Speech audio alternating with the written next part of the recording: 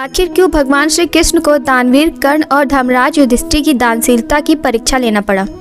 एक बार अर्जुन और कृष्ण बैठे वार्तालाप कर रहे थे तथा कर्ण अर्जुन को दानवराज बलि की दानवीरता की कथा सुना रहे थे कि कैसे बलि ने भगवान वामन को 3 पग भूमि दान की थी।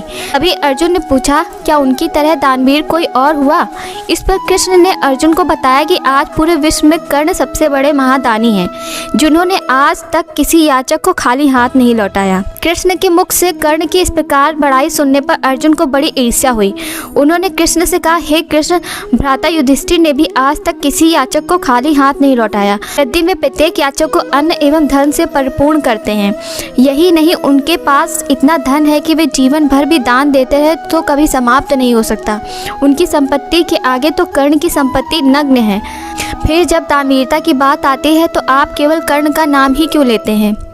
कृष्ण मुस्कुराए और कहा कि चलो दोनों की परीक्षा लेते हैं, इससे तुम्हें कुछ पता चल जाएगा कि कौन वास्तव में महादानी है। उस समय सर्वत्र बड़ी तेज बारिश हो रही थी। कृष्ण और अर्जुन ने याचक का भेष बनाया और रात्रि के समय युधिष्ठिर के पास दान मांगने पहुंचे। सम्राट युधिष्ठिर उस समय सोने जा रहे थे, किंतु जैसे ही उन्हें पता चला कि 2 ब्राह्मण दान की इच्छा से द्वार पर हैं, तो वे तुरंत बाहर आए और ब्राह्मण रूपी कृष्ण और अर्जुन का अभिवादन किया।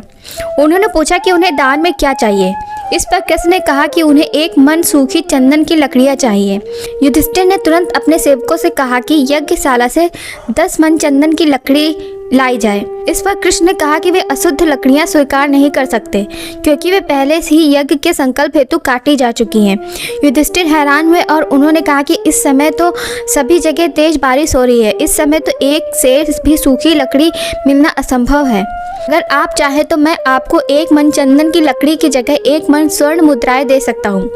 इस पर कृष्ण ने कहा कि उन्हें स्वर्ण मुद्राएं नहीं, बल्कि 1 मन चंदन की सूखी लकड़ियां ही चाहिए। युधिष्ठिर ने हाथ जोड़कर कहा कि हे ब्राह्मण देव, अभी इस समय तो सूखी लकड़ी मिलना संभव नहीं है।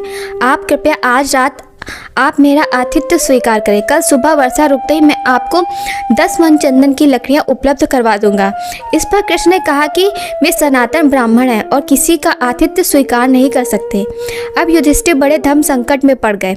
अब करें तो क्या करें? कोई और उपाय न जानकर युधिष्ठिर ने उनके पांव पकड़ लिए और कतर स्वर में कहा कि इस स्थिति में वे उसे दान देने में असमर्थ हैं, अतः कृपया वे उन्हें क्षमा करें। उसने युधिष्ठिर को व्यथित न होने को कहा और आशीर्वाद देकर अर्जुन के साथ वहां से चले गए।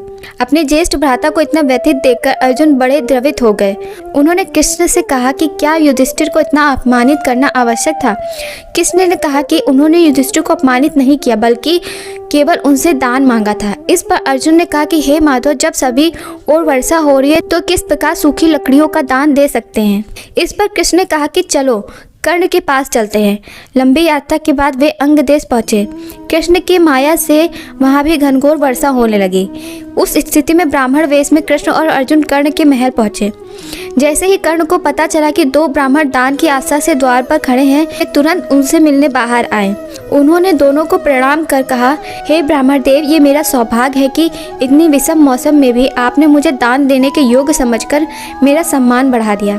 कृपया आज्ञा दीजिए कि आप किस चीज़ की इच्छा से यहाँ आए हैं। मैं आपको वचन देता हूँ कि मेरे धर्म के अतिरिक्त आप कुछ भी मांगे, अगर वो मेरे अधिकार में होगा तो मैं अविलंब उसे आपकी सेवा में प्रस्तुत करूँगा। कर्ण के इस प्रकार कहने पर कृष्ण ने उनसे वही दान मांगा जो युधिष्ठिर से मांगा था। साथ ही उन्होंने वही प्रतिबंध रखा कि वे यज्ञशाला की लकड़ी स्वीकार नहीं करेंगे। साथ ही उन्होंने ये भी कहा कि हे अंगराज, हमें ज्ञात है कि इतनी वर्षा में सूखी चंदन की लकड़ी मिलना अत्यंत कठिन है, इसलिए अगर आप यह दान न दे सके तो हम अन्यथा नहीं लेंगे और वापस लौट जाएंगे। इस पर कर्ण ने अपने कानों पर हाथ रखते हुए कहा, हे देव, ईश्वर की कृपा से आज तक मेरे द्वार से कोई याचक खाली नहीं लौटा, और अगर आप इस प्रकार दान लिए बिना लौट जाएंगे तो मुझ पे बड़ा कलंक लगेगा। अतः आप कृपया थोड़ी देर रुके, मैं अभी आपको आपका अभिष्ट दान देता हूँ। ये कहकर कर्ण अपना धनुष लेने अपने भवन वापस लौट गया। अर्जुन ये देखकर बड़े विस्मित थे कि कर्ण ऐसा कौन सा दिव्यास्त्र का प्रयोग करेंगे जिससे गीली लकड़ी सूख जाए। अगर वे अग्नि अस्त्र का प्रयोग करते हैं तो लकड़ी पूरी तरह जल जाएगी। उन्होंने ये बात कृष्ण से भी कही, पर उन्होंने उसे प्रतीक्षा करने को कहा। वे आतुरता से कर्ण के वापस आने की प्रतीक्षा करने लगे। वे देखना चाहते थे कर्ण के पास ऐसा कौन सा अस्त्र है जो उनके पास नहीं है। थोड़ी देर बाद ही कर्ण अपना धनुष लेकर वापस आए। उन्होंने बिना कोई प्रतीक्षा किए अपने तीक्ष्ण बाणों से अपने मुख द्वार को काट डाला, जो चंदन की लकड़ी से बना था। देखते ही देखते कृष्ण और अर्जुन समस्त चंदन की लकड़ियों का ढेर लग गया। इस प्रकार का दान देखकर अर्जुन अवाक रह गए, किंतु कर्ण की परीक्षा भी पूर्ण नहीं हुई।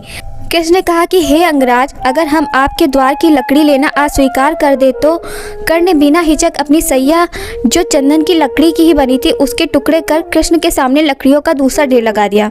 उन्होंने कहा कि हे ब्रह्मदेव, मेरी सैया मेरे दिव्य कवच और कुंडलों के कारण कभी अपवित्र नहीं होती, अतः ये सर्वथा आपके यज्ञ के योग है।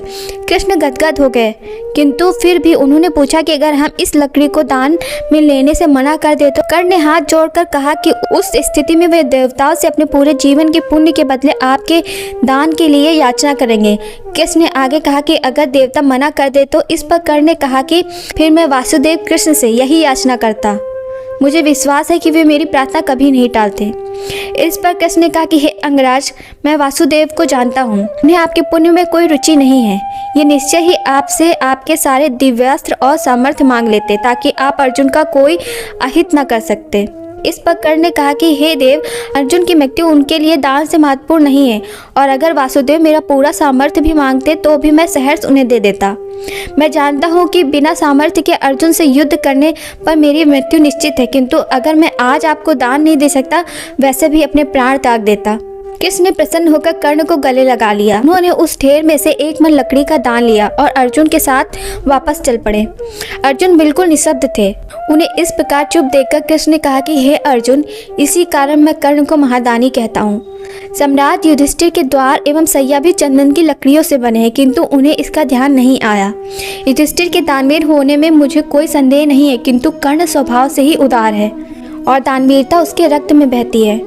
जिस कर्ण के जीवन का एकमात्र लक्ष्य तुम्हारा वध करना है, वो बिना किसी संकोच उसे भी दान देने के लिए तैयार है। अर्जुन ने रुंध स्वर में कहा, हे कृष्ण, आज मैं भी स्वीकार करता हूँ कर्ण जैसा दानी आज पूरे विश्व में नहीं है। फिर अर्जुन ने पूछा कि एक मन लकड़ी का किस प्रकार उपयोग करना चाहिए। इस पर कृष्ण ने कहा कि हे अर्जुन, इतने महादान का उपयोग किसी महान यज्ञ में ही होना चाहिए, अतः हमें इस दान की लकड़ियों से ही सम्राट युधिष्ठिर के राजसू यज्ञ का आरंभ करना चाहिए। कहा जाता है कि कर्ण के द्वारा दान दी गई उन्हीं लकड़ियों से युधिष्ठिर के राजसू यज्ञ का पहला हविष्य डाला गया था।